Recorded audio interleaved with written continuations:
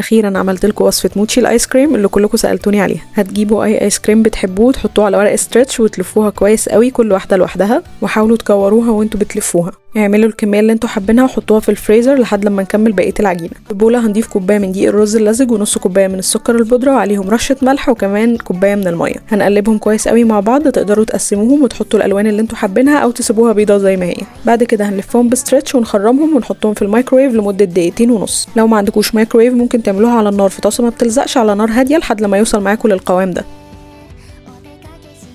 هنبدأ بقى ان احنا نرش شوية نشا ونفردهم عليها. بعد ما نفردهم هنقطعهم لدوائر بأي كوباية بقها كبيرة عندكم.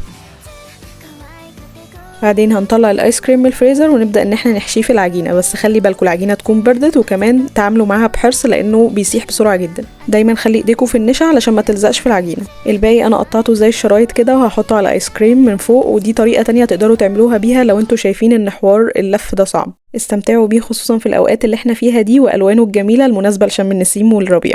دي الطريقة الأصلية اللي هتطلع معاكم المطة دي، فاستمتعوا وما تنسوش اللايك والفولو.